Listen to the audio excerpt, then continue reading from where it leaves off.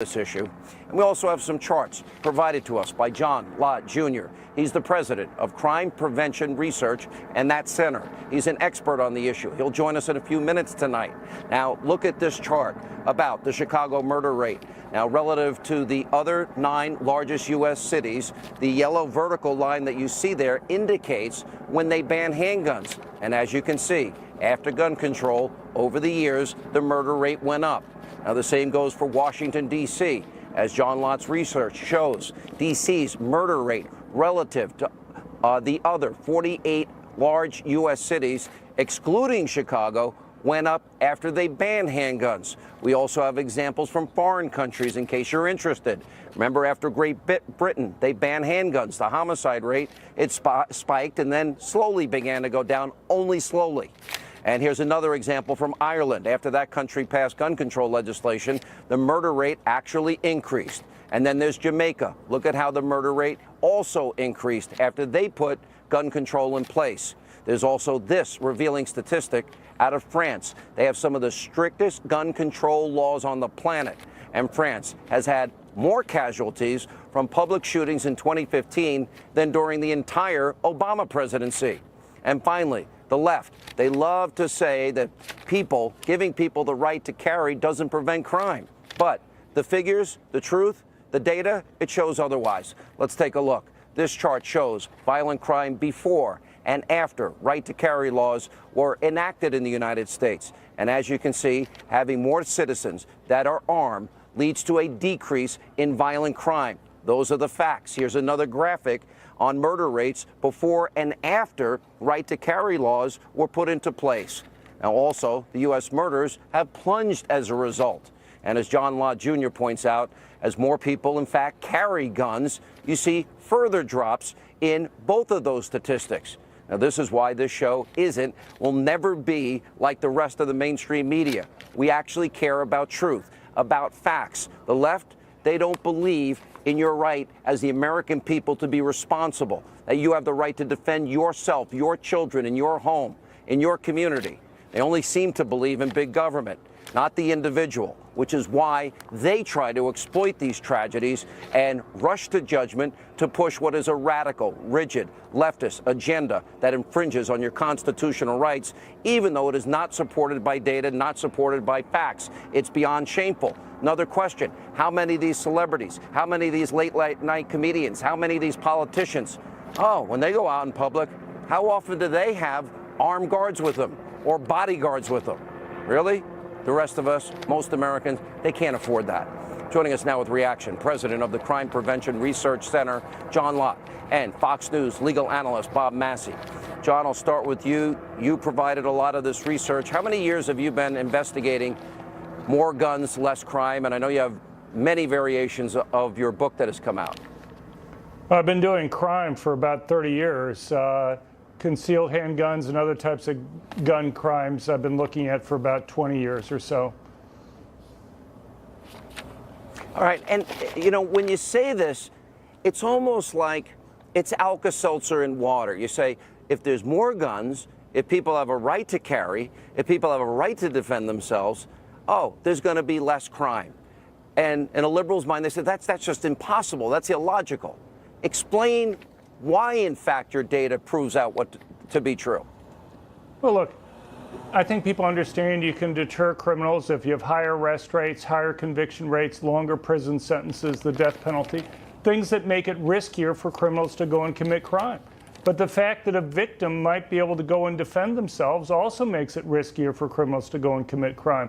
I just give you a simple example. There's something called hot burglaries. These are burglaries that occur while the residents are in the dwelling. In the United States, only about 13% of burglaries occur while the residents are there. In a country like England, it's about 60%. And there's surveys that are done of burglars who have been caught in different countries. And American burglars spend about twice as long casing a home before they break in compared to their British counterparts. And the reason why they give it is that they're worried about getting shot. If nobody's at home, they don't have to worry about that. But if somebody's home and they break in, they have to worry about the person defending themselves. Their British counterparts don't have to worry about that, and so they don't care really whether somebody's in the home when they break in. You know, Bob Massi, to a certain extent, this is common sense. Now, we have these school shootings. Yes. No gun zones. We've had a lot of the shootings that have taken place that we have covered. No gun zones, gun-free zones. We keep talking about it. Now, San Bernardino, I brought this up as an example. Let's put Vegas aside for a minute. Okay. San Bernardino, school shooting. The guy drops the clip. How many times do we hear that? To reload. Are the people safer if there's somebody trained in the use of a firearm? I've always said schools ought to hire retired military or police. Well, certainly. Of course they should be, and they are, because if you're trained in it, you know how to defend yourself. And I think that's so offensive about this is these late-night celebrities. I wish some of the casinos would ban them from performing in Las Vegas because they have no reverence for what just happened here.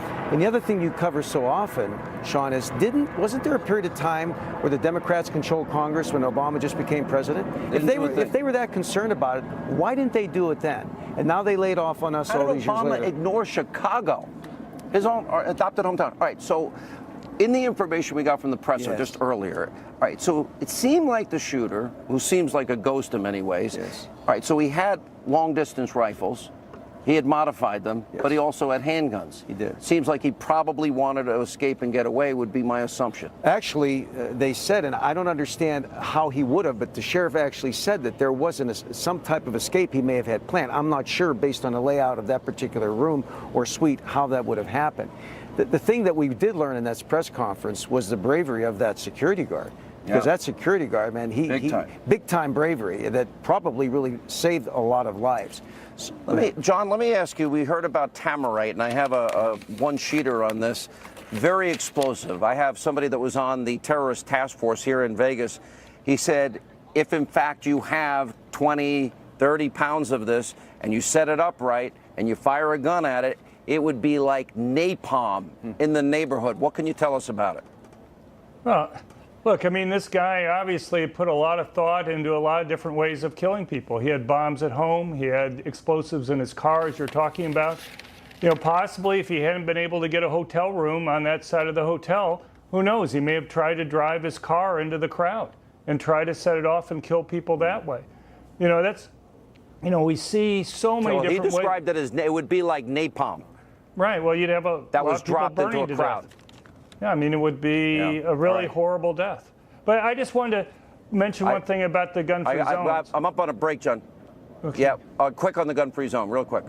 Well, I mean, it's hard to ignore these things. We have statement after statement for these killers where they may be crazy, but they know they want to kill as many people as possible. And they explicitly talk about going after places where they know nobody with a gun there is going to be able to stop them. Their goal is to try to kill as many people as possible. And, you know, we hear so many times. Sick and evil as that is. Yeah, we say so many times. But I ask all these people, what are they going to do if somebody breaks into their house? Exactly. How are they going to defend themselves? Exactly. Would you rather be trained in the use of firearm to protect your young children? I would.